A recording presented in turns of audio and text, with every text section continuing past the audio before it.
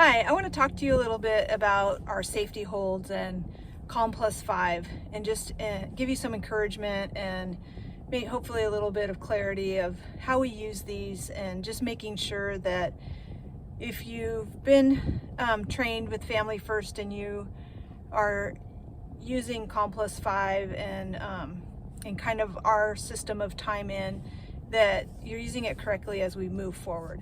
So first of all, as you probably already know by now, but it never hurts to keep talking about this, that Family First, the program, is very non-punitive.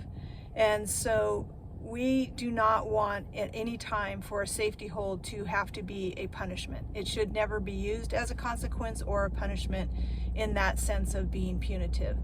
So it's not used in a power struggle that you better calm down or you're going to have to get a hold.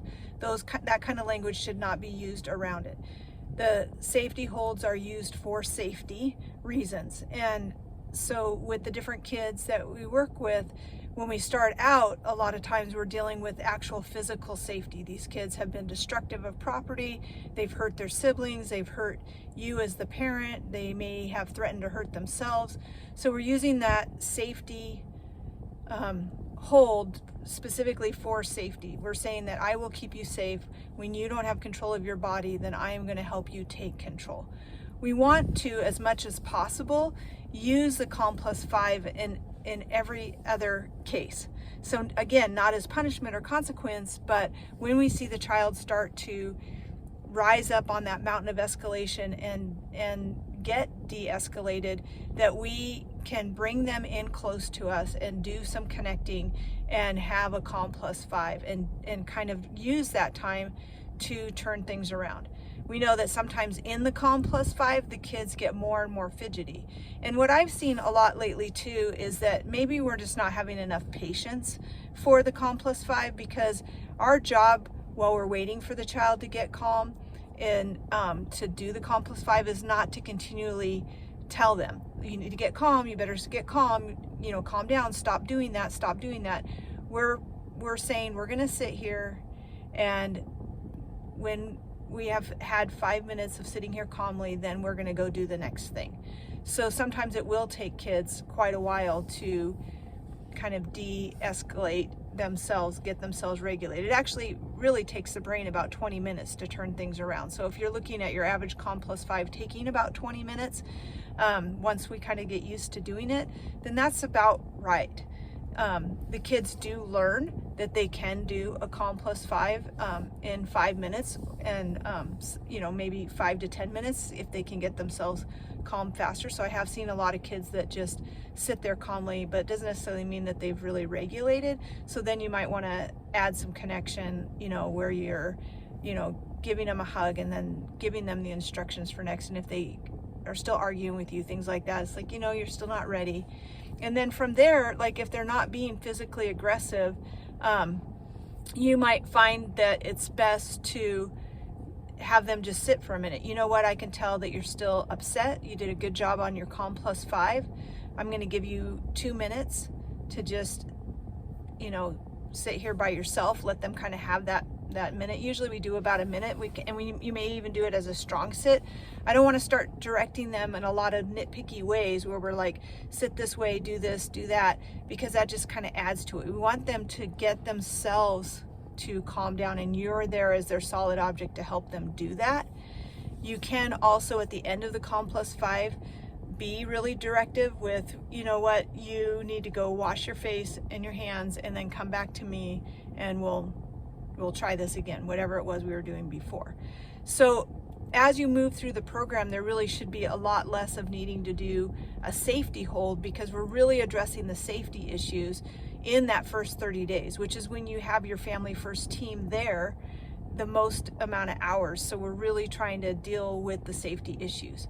I know with some kids we've been doing safety holds for the verbal aggression, and that has to do with kids that are very verbally aggressive, and we know that it leads to the violence, and so we are stopping it at that level. They're still the kids. The thing is that the kids need to see you as the solid object. They need to understand that you are in charge and that all of this other stuff that's going on, like you've got to figure out how you're going to come around it in the best possible way.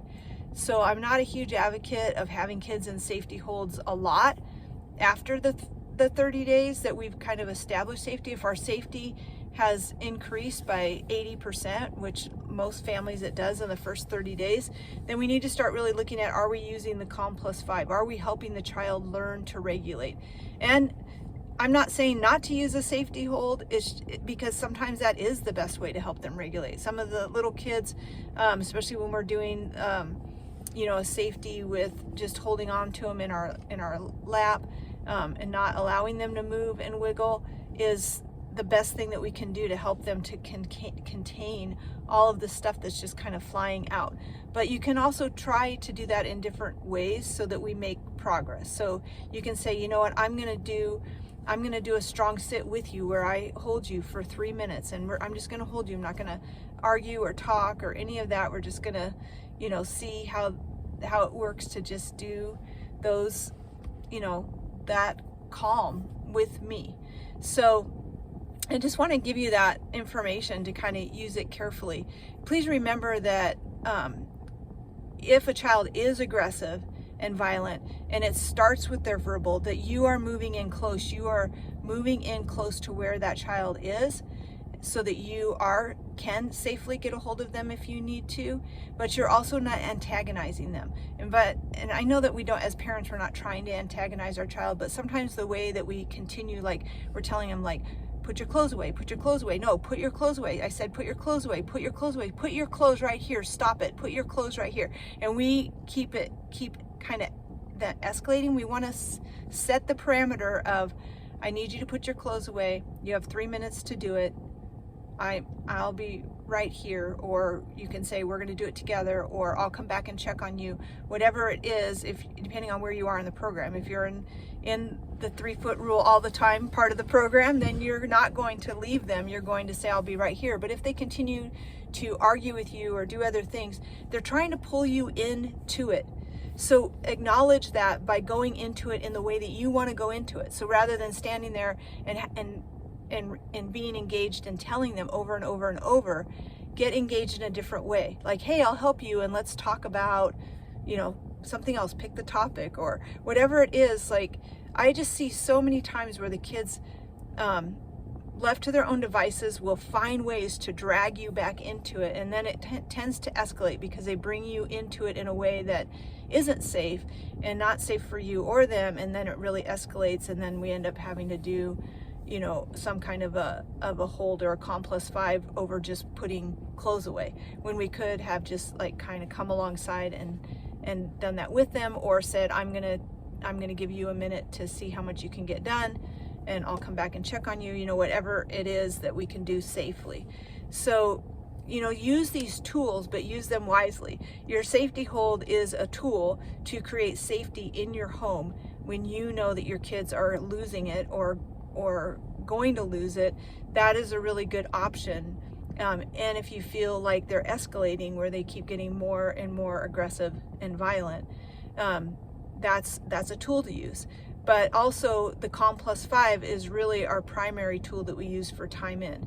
It's rather than setting the kids into a corner and having them do a timeout by themselves or sending them to their room, you're doing it with them. That means that while they're sitting on the couch with you, they may spend 10 or 15 minutes not really sitting, doing it correctly. It's not your job to be after them that whole time, telling them what to do. They know what to do. When they're ready, the timer will start. And just know that when you go to do a COM+5, you're getting a kid that is starting to kind of lose control of themselves, and you're bringing it back into control. And that doesn't happen just because you say we're going to do a COM+5.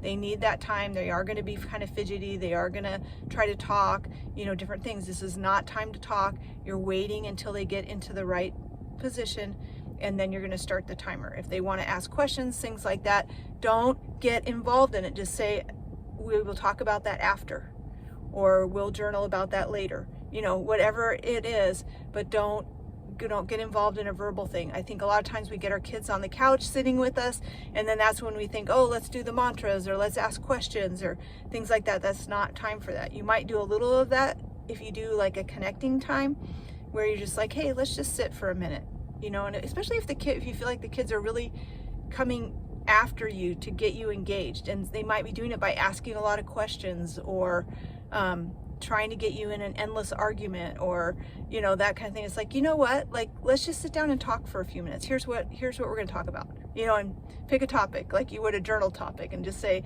you know, give them that 5 or 10 minutes of undivided attention. See if that changes things. So again, I just want to reiterate, you know, use your tools. You can use a strong sit, like if you need a child to just stand by you or to sit next to you for 1 minute. That's a timed thing. Then the timer starts when they're ready. We have 1 minute. I need you to sit here for 1 minute. As soon as you're in position, legs crossed, hands folded, I start the minute. Then we go on and do stuff. We don't carry it over. Calm plus 5, very, very similar, except for that's with you. You're sitting there. You may have to switch parents if you got to go deal with something else. You know, dad can finish it out. And then the safety holds for those more extreme things. And like I said, early in the program, when we're working through those first 30 days and we're trying to lower the level of violence and aggression, we use the safety holds a lot more, but we want to start moving away from that. The kids should be able to tell me, you know, after, you know, a month of doing the program or so, that, hey, I haven't had any safety holds for, you know, 3 days or 4 days. That's what we're working for. We want to not have to use those. Those are more extreme. And they're not punishment. They are to create safety in your home. So I hope that makes sense and clarifies some things. Thank you.